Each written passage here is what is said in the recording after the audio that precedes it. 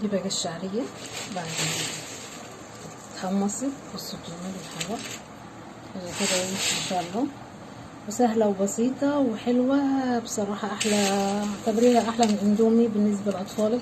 شوية لبن وشوية شعرية يعني قد كده يعملوا لك حلة ما شاء الله، بيطلعوا أكتر من طبق واتنين وتلاتة مكفي الأسرة، وحاجة مفيدة وصحية وما فيهاش اي ضرر لاولادك، وسهله جدا في عميلها زي ما شفت معايا. يعني من كيلو دقيق انا عملت كل ده.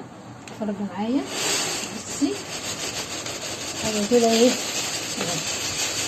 حمصه على الهادي. ممكن تحمصيها في الفرن بتاعك عادي، مش شرط الفرن الكبير، يعني حاجه من الاخر.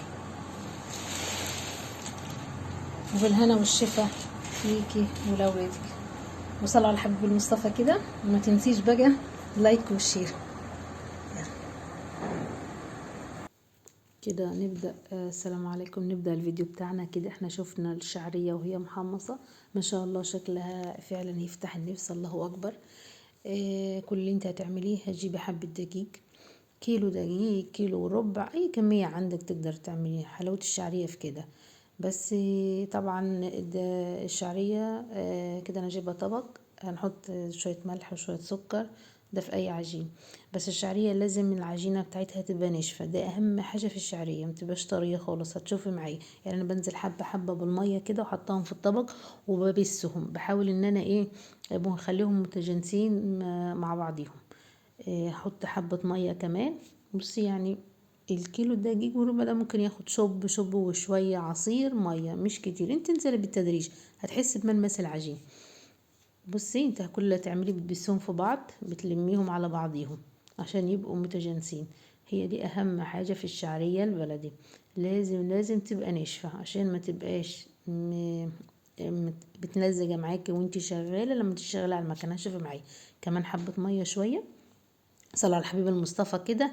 والشعرية بتحبي كده ان انتي تبقى عندك صحة كده ومتفائلة وشمري واشتغلي. بص انا هحطها على الترابيزة بقى ونشتغل مع بعض عشان اعرف المها كويس. بصي هي تحس ان هي ما فيهاش ميه اهو، بتاخد ميه قليله. شمر ايدينا عشان ايه. بص كل اللي هعمله ببسهم على بعضهم، هعملهم 3 كور عشان ايه احطهم على بعضهم. لما بشتغل كوره كوره قبل ما اخلص واحده الاقي التانية العجين بيجي متماسك ومتجانس مع بعضيه. ما تخافيش انت تقولي ان هي ناشفه مش هتعرف تتشكل، لا هتتشكل معاكي. وبصي وهتتابعيني وهتشوفي بتعمل ازاي، سهله جدا وبسيطه وحاجه نضيفه لاولادنا في البيت. احنا بنسميها عندنا اندومي بلدي. يعني اندومي بلدي يعني حاجه كده من الاخر. بصي بقى انا هعمل كرة تانية اهي. تمام. المنظر اللي انت شايفاه ده العجينه هتبقى طريه معاك شويه، بس عبال ما انت تشتغلي هتلاقيها ريحت معاك. حبه ميه صغيرين الم الشويه دول لان دول اللي ناشفين يعتبروا مفيهمش ميه اهو. بايد واحده كده واشتغلي. معلش انا مش لابسه جوانتي لان في العجين هي كل شويه يتخلع من ايدي، بس انا غاسله ايدي يعني اهو. تمام. سنه سنه. طبعا انت كلنا عندنا مكنة الشعرية، اللي ما عندهوش ممكن يقدر ياخدها من جاره من قريبه من عند مامته. يعني اغلبية بيوتنا في المصريين موجودة عنده من المكنة دي اهو. يلا احنا كده ايه خلصناهم وهنبدأ نفردهم بطريقة سهلة وبسيطة جدا وحاجة غير مكلفة. وطبق شعرية كده على الصبح لأولادك بشوية لبن ما شاء الله يخلي الخدود ايه مورد. الله أكبر ويبارك لك فيهم ويحفظهم لك. بصي بقى اهو. احنا كل اللي هنعمله دلوقتي هنجيب المكنة، بس قبل ما نجيب المكنة هنفردهم اهو. بصي العجينة بيجت ازاي، تحس ان هي طرية علشان انا سبتها ريحت. ما سبتهاش كتير، انا عبال بس ما جهزت المكنة بس مش اكتر. يعني انت مش بتسيبيها كتير، انت بتشتغلي فيها على طول. الكرة الاولى عبال ما تشتغلي في اللي بعديها واللي بعديها هتلاقيها اشتغلت معاكي اهو. انا بدوس عليها افردها. انا ممكن اكمل عليها فرد خالص، بس انا هسهل على نفسي الشغل. هعمل ايه، هقطعها شرايح تبقى سهلة عليا، لان انا كان مطلوب مني كمية كبيرة في اليوم ده وشعرية حوالي 20 كيلو. فكل اللي انا عملته صورت لكم جزء بس بسيط عشان ايه تعرفوا تشوفوه اهو. انا هقطعها زي كده سمكها نفس السمك ده. فانا عشان اسهل على نفسي كمان بصي سهل على نفسك اهو. اضغطي عليها واحده واحده، فرديها وبعد كده تحطيها في المكنه. هتبقى ما شاء الله عليك تشتغل معاكي حلو خالص. بصي العجينه ناشفه ازاي، مش طريه، عشان ما تعجنش منك وتبقى لازجه وتقعدي تفصليهم، لا، ده تطلع كده ما شاء الله عليها كده. هتتفرجي عليها. صلوا على الحبيب المصطفى. هتمسكيها واحده واحده بالدقيقه اهو، انا بفردها اهو. دي طريقه انا مسهل على نفسي لما اجي اشتغل، بتبقى سهله خالص. والاحلى من ده كله بقى لما تخلي اولادك يشاركوا معاكي، او بناتك او اولاد برضو مش مشكلة يعني. بص الطفل لما بيشارك في الحاجة هياكلها، ايوه هياكلها، هيحبها، ايوه هيحبها. تخيلي بقى لما يقول لك يا ماما اعمل معاكي واللعب في العجين والحاجات دي. بجد حلوة جدا شخصية الطفل. احب اقول لكم ان انا مدرسة رياضة اطفال اساسا، بجانب اللي انا بعمله ده. فانت لما تشارك طفلك معاكي في الحاجه اللي انت بتعمليها، ده النشاط ده بيديله ثقه في نفسه، بيكون شخصيته ما شاء الله. بيحب الحاجه ان هو شارك فيها هياكلها، حتى لو مش بيحب اللبن، حتى لو مش بيحب الحاجه دي. شاركي اولادك في البيت، اديهم مهام في البيت، هينمي شخصيتهم وتكوني انت مبسوطه ويساعدوك انت في تربيتهم اساسا. ربنا يبارك فيك ويحفظهم لك وايه ويساعدك على تربيتهم. صلوا على الحبيب المصطفى. بص اخر واحده انا كمان هعملها بالدقيق، هفردها اهو سنه سنه. الله اكبر. بصي العجينه ماشيه حلوه خالص، رغم ان انا ما طريتهاش، لازم تبقى ناشفه. هتشوفي شكل الشعريه وهي نازله. الله اكبر. انا كده بسهل شويه ان انا اشتغل في المكنه، ما تبقاش تخينه عشان تبقى ايه سريعه في العميل. بصي اهو. صلى على الحبيب المصطفى. كده انا ايه خلصتهم. هجيب المكنه وهحاول ايه ان انا افردهم كمان مره. دي مكانة الشعرية. بصي اهو، افردهم انا من ورا كده اهو، بكل سهولة تنزل معاكي لان انا فردتهم شوية برا. وموضوع ان انا عملتهم شرايح ده يسهل عليك الشغل، ولا تقطعي ولا حاجة اهو. تخيلي بقى ابنك لما يطلب منك ولا بنتك يا ماما اساعدك، يا ماما اعمل معاكي، ايه خليه يمسك العجين ويديكي ويناولك وانت وتحطي كده، يبقى مبسوط خالص وانت هتبقي مبسوطة. ولا اسكت يا واد ولا اسكت يا بيت، شغلوا ولادكم معاكم في البيت هتلاقوهم ما شاء الله. بصي واحلى حاجه شغل العجين للاطفال، بجد بجد ممتع ممتع وفي متعه ويطلع الطاقه بتاعته. وما تخافيش من انه هيوسخ لك المكان او يعمل لك عادي، نضفوا سوا مع بعض. بس لازم تبدري كده علشان ما يلزقش مع بعضيه. بصي اهو ما شاء الله. على فكرة انت بتمسكي واحدة واحدة تبص تلاقيهم خلصوا بكل سهولة ومش بياخدوا منك وقت خالص. وكمان لما يشتغل معاك عيالك بصي مش هتحسي بوقت خالص، وهتبقى في متعة وانت هتتبسطي. جربي وهتدعي لي ان شاء الله، ربنا يبارك لك فيهم. بصي اهو واحدة واحدة انا كده فردتهم. عايزاها تخينة، عايزاها رفيعة، عايزاها طويلة، براحتك انت خالص اهو. انا خلصتهم كده، هشتغل عليهم. بصي بقى وقولي ما شاء الله الله اكبر. بصي نازله واحده واحده ولا لازقه ولا حاجه. بصي الله اكبر. اتفرج عليهم كمان. بصي عايزاهم، قلت لك عايزه طويله عايزه قصيره براحتك. صلوا على الحبيب المصطفى. الله اكبر ما شاء الله اهو. بصي دي مكرونه، مكرونة سباكيتي مش شعرية بلدي. تسلم ايدينا وتسلم ايديكم ان شاء الله لما تعملوها وبتجربوها تعجبكم خالص باذن الله. والطعم بقى احلى في الشتا دي ومفحفح، والريحة ايه بقى لما تبقى في الفرن. الله اكبر. وتحط شوية شعرية وشوية لبن يعمل لك كميات كبيرة. الله اكبر. وتاكلي انت ولادك او تتعشي او تفطري. الله اكبر وانتوا قاعدين متجمعين في الشتا البرد دي. بصوا نازل ازاي ما شاء الله الله اكبر. كل سهولة اهو. لا على بعضهم ما لزجوش ليه، لان انا العجينه عندي ناشفه مش عاملاها طريه اهو. كمان ما شاء الله. على فكره المكنه دي بيتعمل منها المخروطه، وممكن نعمل منها المكرونه كمان، بس ليها طريقه عجين مختلفه غير كده يعني.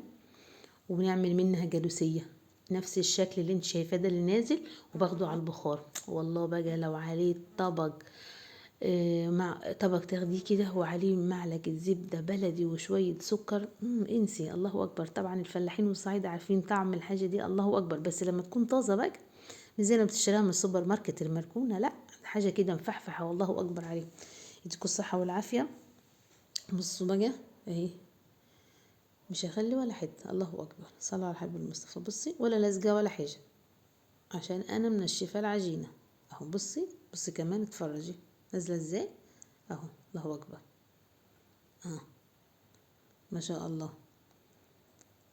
شوف الكميه كبيره ازاي، دي واحده كوره واحده بس، انا لسه مخلصتش التانيين. بصي الله اكبر، الله اكبر. بصي اتفرجي تاني معايا اهو. يلا بصي، دي بنتي بقى اللي بتعمل وانا بصور. بصي الله اكبر ما شاء الله. نازله كده مبدوره بطر، نقول عليها مبدوره بطر، مفلفله اهو. ما شاء الله، واحده واحده، مفيش واحده لازقه علشان العجينه ناشفه. بصي اهو. الله اكبر ما شاء الله. صلى على الحبيب المصطفى، يزيد كمان النبي صلى عليه الصلاه والسلام. بصي اهو. من كده ايه، دي كانت الكره التانية دي تقريبا، ايوه. بصوا الله اكبر. طبعا بقى هنوديها فين بعد كده؟ هننشرها. يعني هننشرها، انا مخصصه قماشه او ملايه سهله على نفسك، يعني حاجه مخصوص ان انا بنشر عليها الشعريه. بس بصراحه لا بحطها على السطح ولا بحطها في البلكونه علشان التراب. انا بعمل حاجه تاني، هتشوفوها معايا بعمل ايه. بصي هسهلك عليه، عشان لما تنشف تخش تتحمص في الفرن العادي او الفرن او الغاز اللي هو الكبير عندنا اللي بنخبز فيه. مفيش مشاكل، هتشتغل معاكي حلو. فرن البوتاجاز، فرن كهرباء، هتتحمص معاكي وتبقى ريحتها مفحفحه على البيت كله.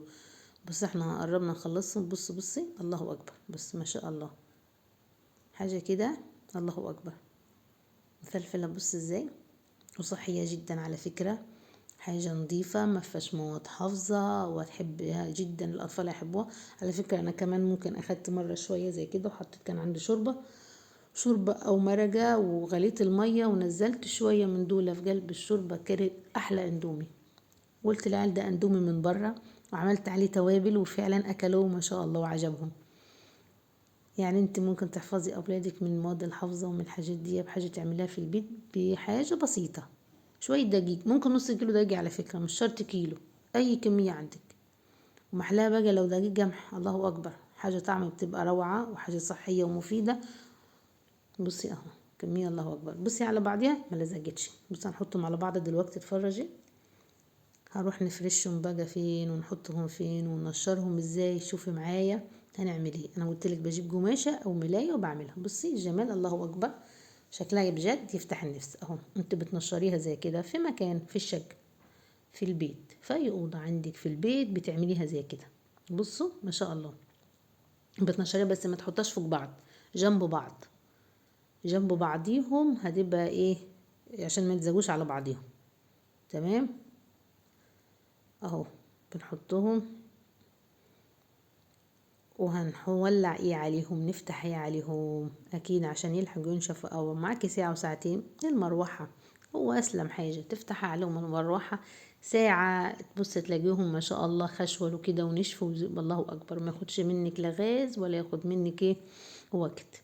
بصي اهو، بصي الجمال والحلاوة، بصي الجمال ما شاء الله. صلى على الحبيب المصطفى. بصي اهو، لان انت عاملاها العجينه ناشفه، فهي معاكي نازله ما شاء الله، هتنشف بكل سهوله. بصوا بصوا الجمال، احلى من اندومي.